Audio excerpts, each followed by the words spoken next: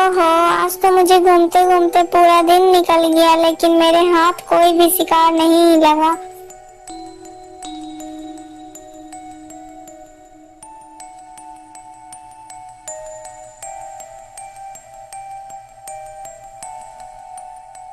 भाभी जी, मुझे एक गिलास पानी दे दीजिए, मुझे बहुत जोर की प्यास लगी है। क्या? पानी? तुम मुझसे पानी मांग रहे हो? महल में इतने सारे नौकर चाकर होने के बावजूद भी तुम मुझसे पानी मांगकर मेरा अपमान कर रहे हो? लेकिन भाभी जी, यदि मैंने आपसे पानी मांग लिया तो इसमें आपका अपमान कैसे हो गया? अच्छा, तो तुम्हें लगता है कि तुमने मुझसे पानी मांग लिया तो इसमें मेरा अपमान नहीं हुआ? तो फिर ठीक है, जाओ राजकुमारी पद्मिनी से जाकर विवाह कर लो, फिर उससे ही पानी मांगते रहना। अपनी भाभी के मुंह से यह सब बातें सुनकर राजकुमार आग बबूला हो गया। यदि ऐसी बात है भाभी माँ, तो फिर ठीक है, मैं संकल्प लेता हूँ कि जब तक मैं राजकुमारी पद्मिनी से विवाह नहीं कर लूंगा तब तक मैं इस महल का एक भी खाना और एक भी पानी ग्रहण नहीं करूंगा। इतना कहकर वो राजकुमार वजीर के लड़के के पास जाता है। पल्लवगढ़ के राजा भद्रसेन के 7 पुत्र थे, जिनमें से 6 राजकुमार का विवाह हो चुका था। बस एक राजकुमार ही कुंवारा था, जिसने आज अपनी भाभी से राजकुमारी पद्मिनी को अपना वधू बनाने का संकल्प लिया था।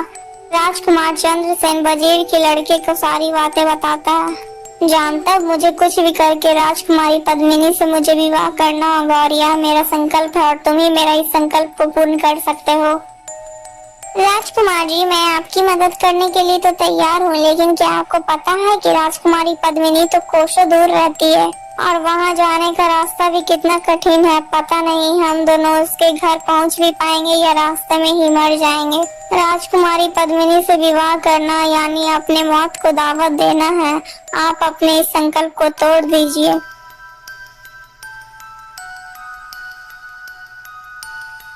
शांतक, तेरी इतनी हिम्मत कि तुम मेरे संकल्प को तोड़ने की बात कर रहे हो? तुम्हें पता भी है मैं तुम्हें अपनी आज्ञा का उल्लंघन करने के लिए तुम्हें दंडित भी करवा सकता हूँ। नहीं राजकुमार जी, मुझे माफ कर दीजिए। मेरा मकसद आपका संकल्प तोड़वाना नहीं था। मेरी इस गुस्ताखी को माफ कर दीजिएगा। मैं तो बस आपको सिर्फ उस बड़ी मुसीबत से बचाना चाहता हूँ। नहीं शांतक, मैंने संकल्प लिया है तो उसे पूरा ही करूँगा, चाहे मेरी इसमें जान भी क्यों न चली जाए। यह सब बातें सुनकर शांतक को समझ में आ जाता है कि राजकुमार एक हठी इंसान है। वो अपना संकल्प पूरा ही करके रहेगा, चाहे कुछ भी हो जाए। शांतक तो राजकुमार की जान बचाना चाहता था, लेकिन मजबूरन शांतक को भी राजकुमार के साथ जाना पड़ेगा। शांतक, तुम जल्दी से 2 घोड़े तैयार करवाओ, हम कल सुबह ही स्वयंदीप के लिए निकलेंगे।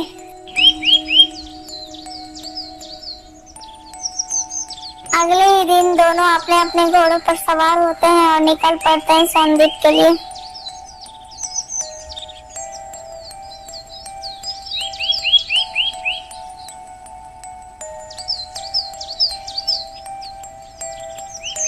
दोनों को चलते चलते काफी समय गुजर जाता है और धीरे धीरे शाम भी होने वाली थी। अरे भाई, अब तो शाम होने वाली है, हम दोनों को जल्दी से एक सुरक्षित स्थान देखकर वहीं पर हमें रुककर आराम कर लेना चाहिए। जी महाराज, आप बिल्कुल सही कह रहे हैं, हमें कोई सुरक्षित स्थान देखकर यहीं पर आज रात बिता लेना चाहिए। फिर वे दोनों आगे चलते चलते एक बगीचे के पास पहुंचते हैं। अरे भाई, मुझे लगता है हमें आज इसी बगीचे में रुक जाना चाहिए। शांतक बहुत ही ज्यादा होशियार था, वो उस बगीचे की शांति को बहुत ही आराम से देखता है। अरे राजकुमार जी, मुझे इस जगह को देखकर बहुत ही शांति प्रतीत होता है। मुझे इस जगह पे अच्छी भावना नहीं आ रही है, कृपा कर हम किसी और जगह चलते हैं, काहे कि मुझे यहाँ पे लग रहा है कोई घटना घटने वाली है।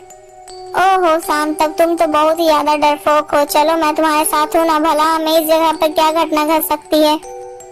भला राजकुमार के आगे शांतक की कहाँ चलने वाली थी। दोनों बगीचे के अंदर जाते हैं।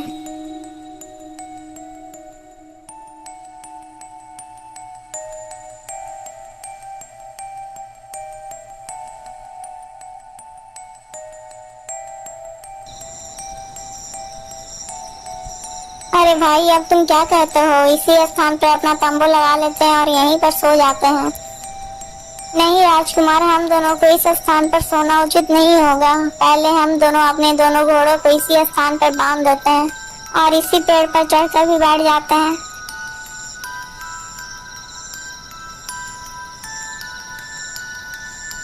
वे दोनों अपने उस दोनों घोड़ों को पेड़ में बांधकर उसी पेड़ के ऊपर बैठ जाते हैं।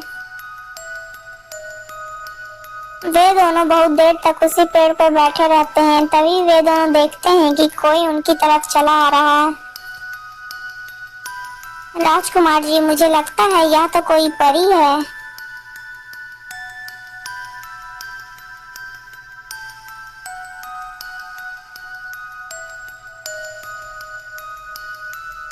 दोस्तों, अगर आपको ये वीडियो अच्छी लगी तो प्लीज वीडियो को लाइक करके चैनल को सब्सक्राइब कर दीजिएगा दोस्तों। और हाँ दोस्तों, इस वीडियो को आगे देखने के लिए हमारे चैनल के साथ जुड़े रहिएगा दोस्तों।